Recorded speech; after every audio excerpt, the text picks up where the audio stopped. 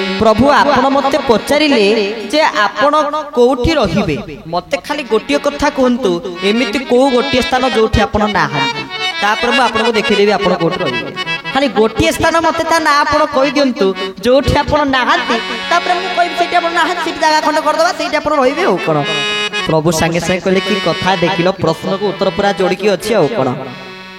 वाल्मीकि कहीदेले आपण सबुठी विराजित अत्र तत्र सर्वत्र काष्ठ पाषाण तरुतृण ईश्वर घटे नारायण जनक विष्णु प्रायमणे नमय ताहांक चरणे तुंडे बोलई हरि हरि भो जगन्नाथ दैतारी सकल घटे नारायण बसंती परम कारण से प्रभु समस्तक भितरे विराजमान करिसंती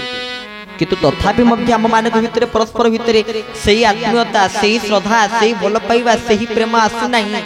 परस्पर भितर क्रोध रोचे शत्रुता भाव रोचे किंतु मोर गुरुदेव बाबा वैकुंठनाथ कहते समस्त को सम दृष्टि देख कहीं समस्त भितर प्रभु अच्छा तो समस्त को सम दृष्टि देख आमर गोटे क्या प्रति राग भावना पलि आसुची क्रोध भावना पलि आसुची कहीं आम समस्त भितर प्रभु को देखी पारुनी समस्त भितर प्रभु राम को देखी पारुनी से दिव्य नेत्र एपर्यंत आमर उदय है जब समस्त भितर प्रभु राम को दर्शन करवा सेबे जानिबा जे मु भक्त हिली प्रभुकर मु क्रोध को जय कली मु राग को जय कली तो प्रभु आपण तो सबु स्थान अच्छी किंतु तथापि जेहेतु आपण 14 वर्ष पर्यंत वनवास आसी मु आपण को समुदाय 14टी स्थान प्रदान करी गोटे वर्ष गोटे गोटे जगह रही तो 14 वर्ष आपण आसचंती मु आपण को 14टी स्थान प्रदान करुच्ची प्रथम स्थान टी कौन प्रथम स्थान हला तीन के हृदय सदन सुखदायक बसहु बंधु श्रिय सहरायक रघुनायक बोले श्रीवर रामचंद्र भगवान के देखो तो प्रभु आपणक पाई आपणकर पत्नी माँ भगवती कृपामय जानकी ठाकुराणी से निजे आसिले केवल टिके आपणक सेवा करिवा पाई केवल टिके आपणक चरण वंदना करिवा पाई तो कृपा करी आपण तांको भितर ही टिके विराजमान करन तांको भितर ही टिके रोहन तांको हृदय मंदिर भितर टिके विराजमान करन आ द्वितीय रे ना आपणक सान भाई आउ कोन एमितिया भाई मिलिबे लक्ष्मण आपण देखंतु प्रभु राम 14 वर्ष पर्यंत वनवास गले सेठी जाहाले भी से मां जो खाई कि तांको मां द प्रस्तुत करी कि दउतिले सुवर्ण थाली रे अन्न मां प्रस्तुत करी दउतिले प्रभु राम तक आनंद रे पाउथिले सिना आजिकल हम मानको बाहर खाया भल लागुची मां रोसई मां हाथ तयारी खाया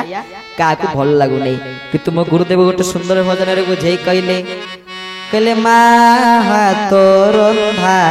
तुच्छा भात थाली मां हाथ रंधा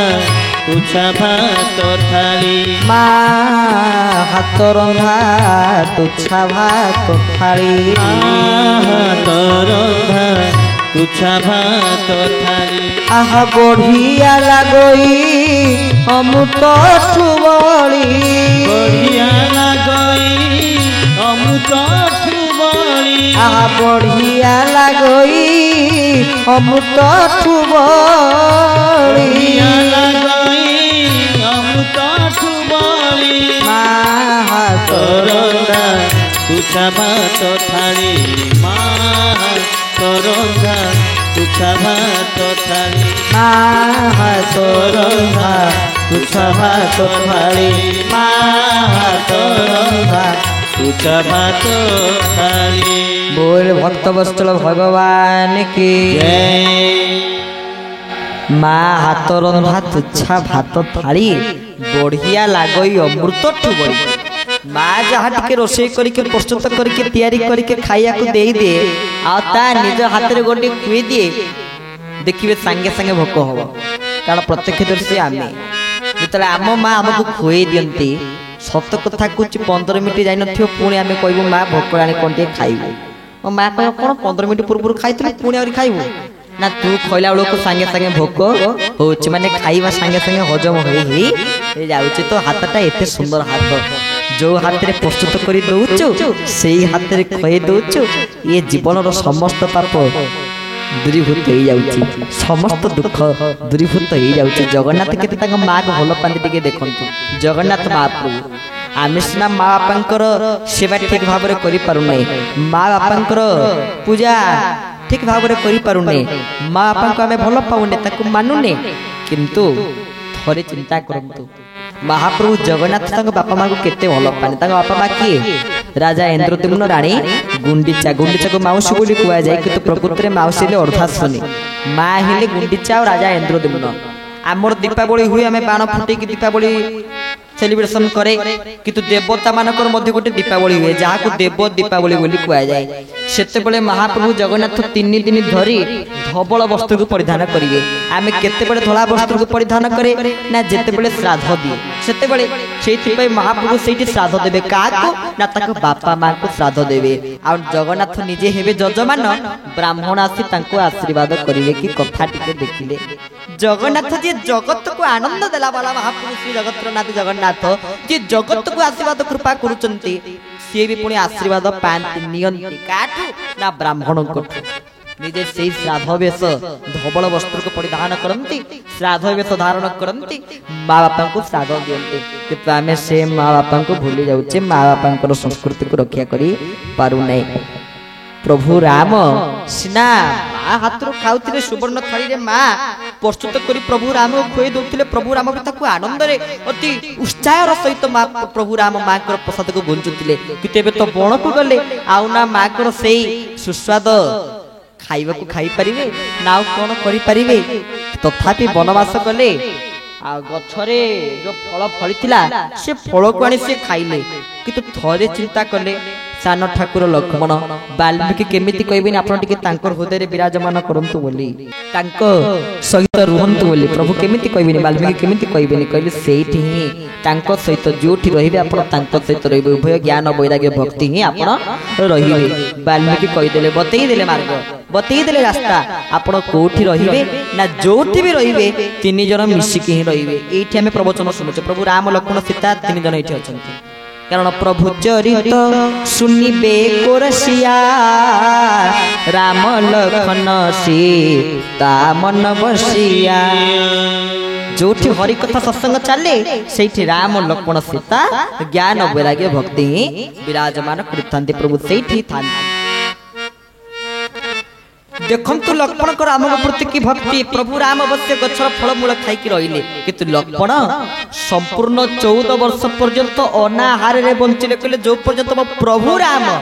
माँ को हाथ सुस्वादु खाइबा खाई नांती से पर्यंत मु भी व्रत करुची मु गछर फल भी खाइबिनी किछि खाइबिनी प्रभु राम सीतांत तो जाले किछि खाइ सब दिन फलमूल किंतु लक्ष्मण 14 वर्ष ला किछि खाइ ना से लक्ष्मणकर भक्ति को परिमाण रे थिला को स्तर रे थिला प्रभु राम प्रति आउ कोन से भक्ति काहा भितर जागृत होबो काहा भितर भी किए कहले प्रभु को पई 14 वर्ष उपास रहिबो ठाकुर खाउ नाती बोले आमे खाइयानी किए केही जेमिति मते जने प्रश्न पचाले कहले आमे ठाकुर मतले भोग दउचे काई तो आमे समस्त ठाकुर खाया को दउचे बोली भाबुचे किंतु कहे तो प्रभु खाउ नाती तापर तो ठाकुर देसला पर आमे सब खाई दउचे तो प्रभु तो कहीं खाऊ ना आम कहलु प्रभु कौन ताकू खाती ना कौन खाती गोटे सुंदर पद माध्यम बुझे देलु प्रभु कौन कहते कहले भगत मोहर रकत होइले भक्ति तार मोर खाद्य भगत आखिरो